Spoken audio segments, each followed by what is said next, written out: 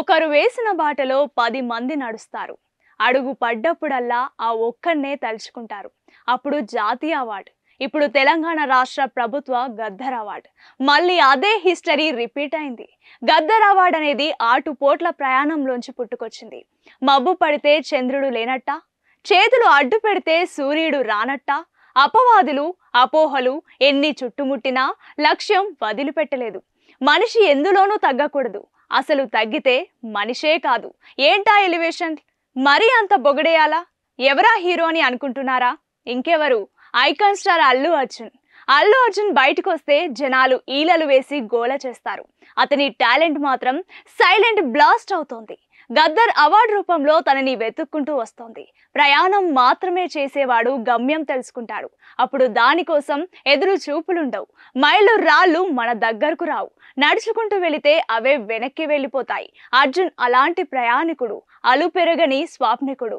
పుష్ప 2కి గద్దర్ అవార్డు ప్రకటించగానే అతని అభిమానులు గర్వంగా తలెత్తుకున్నారు. గద్దర్ అవార్డు అందుకోబోతున్న మొదటి హీరో. చీకట్లు కమ్మినా చివరికి వెలుగు వచ్చి తీరుతోంది అనడానికి ఇదే నిదర్శనం. అతని అసాధారణ ప్రతిభకి ఇదో ఉదాహరణ.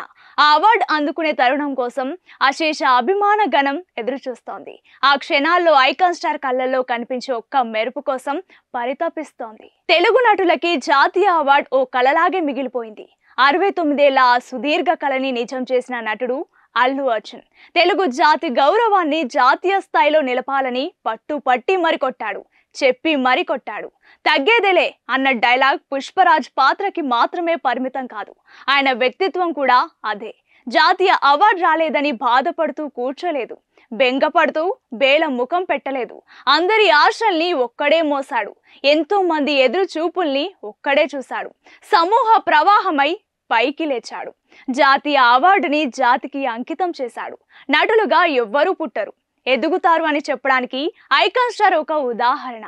తన కోసం తాను శ్రమిస్తే శ్రామికుడు, జాతి కోసం నటిస్తే అతనే నిజమైన ప్రేమికుడు.